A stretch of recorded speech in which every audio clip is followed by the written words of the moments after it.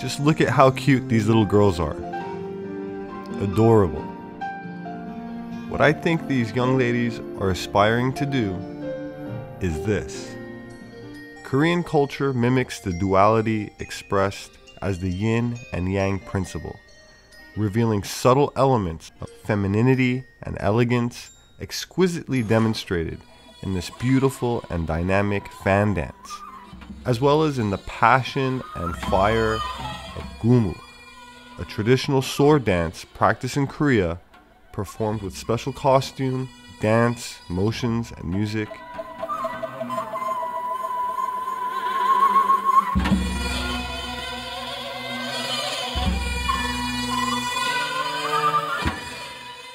While it is known for its grace, the symbolic use of the dual swords keeps to the militaristic origins of this dance.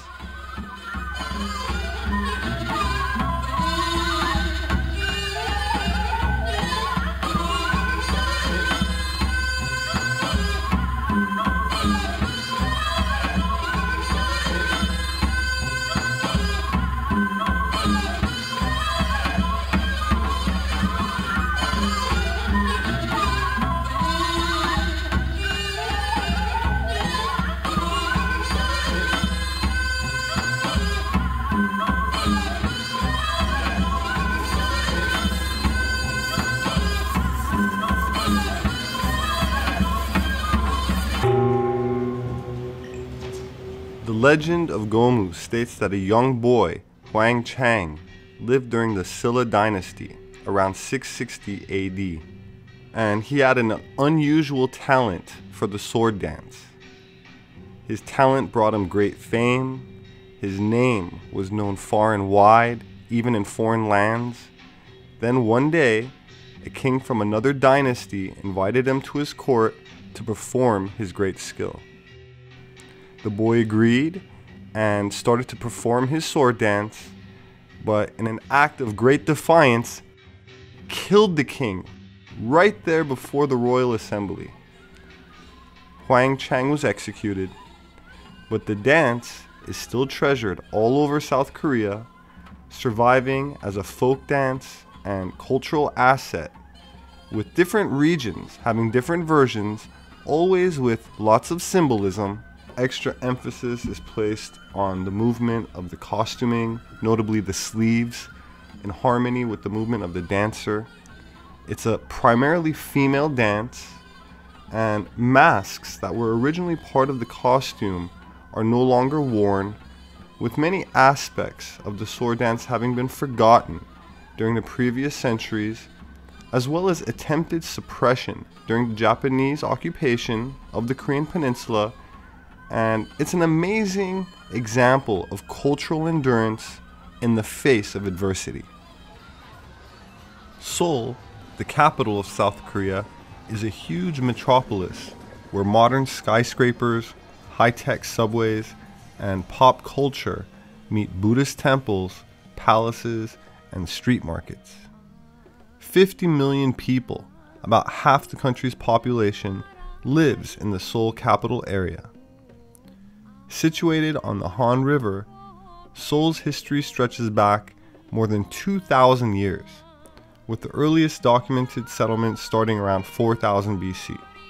Originally, the city was entirely surrounded by a massive circular stone wall to provide its citizens with security, but has since grown beyond those walls. And although the wall no longer stands, there are gates that remain near the downtown district of Seoul, and this is what they look like.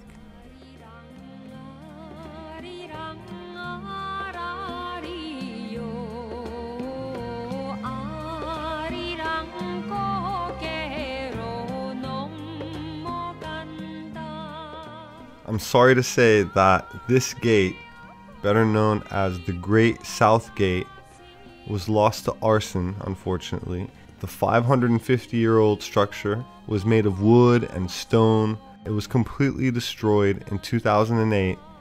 The oldest wooden structure in Seoul, an iconic reminder of old Korea in this modern Asian city.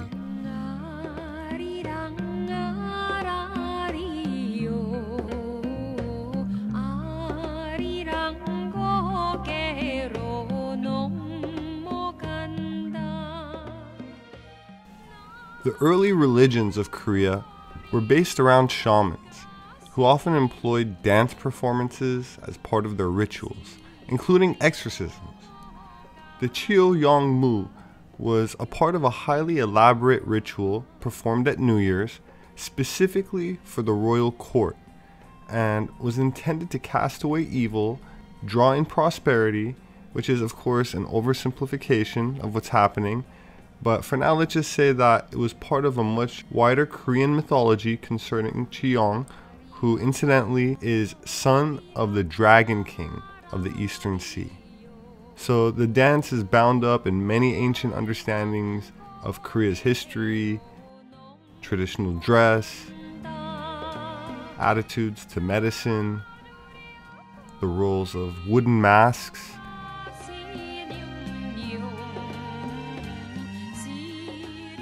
the symbolic properties of colors and flowers, and the important role of the 5 elements in creating balance, harmony, and of course health.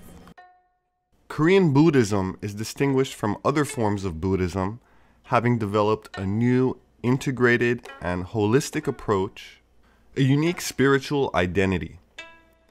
When Buddhism was originally introduced to Korea around the time of the unification of North China in 376, or about 800 years after the death of the historic Buddha, shamanism was the indigenous religion in what is now Korea, resembling the beliefs of the Celts and Germanics, which emphasized natural elements such as fire and water.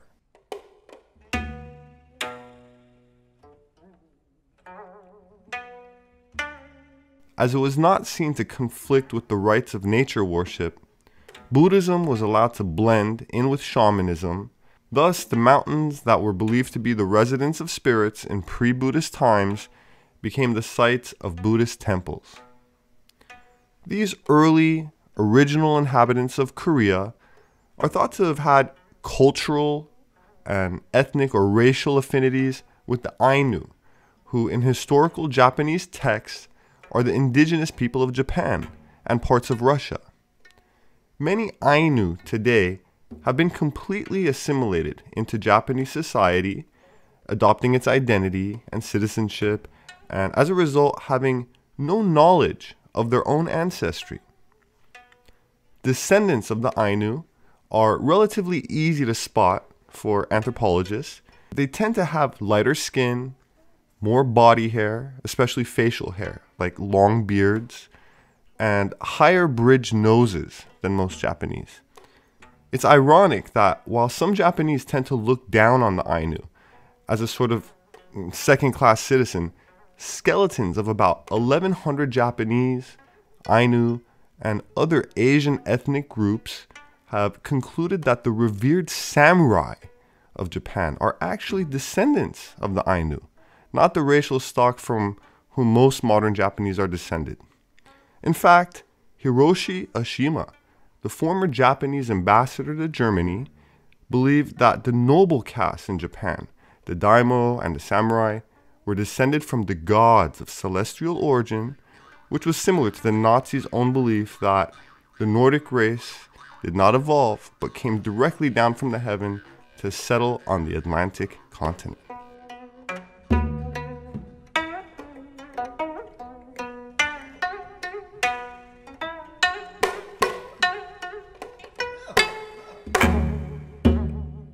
Anthropologist C. Loring Brace of University of Michigan said, and I quote, "This interpretation also explains why the facial features of the Japanese ruling class are so often unlike those of typical modern Japanese.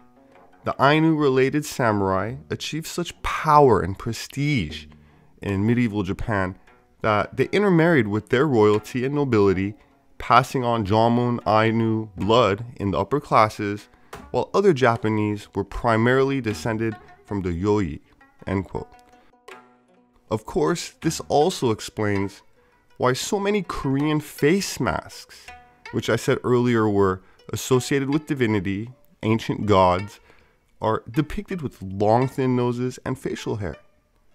Indeed, the Ainu are a most interesting enigma, but not nearly as interesting as the native inhabitants credited with occupying Korea and Japan before the Ainu. Anthropologists called them Asiatic Caucasoids because they had facial features and body hair that seemed more European than Asian. In fact, the Ainu are thought to be a remnant of a very ancient population that was once widespread in the Old World. This is 28,000 years from China. What we know of these early Asians is based on just a few skulls. It's one of the earliest anatomically modern Homo sapiens in Asia. One of them is a 28,000-year-old specimen from China, which looks very much like the 9,000-year-old Spirit caveman. And there are some marked similarities in the facial architecture. Tremendous similarity in the shapes of the eye orbits, in the sense that they're both somewhat rectangular, similar interorbital distance, overall appearance of the orbits, the shape of the nose. But many of the features, including the very heavy mandible and the prominent symphysis here, those features are very much the same.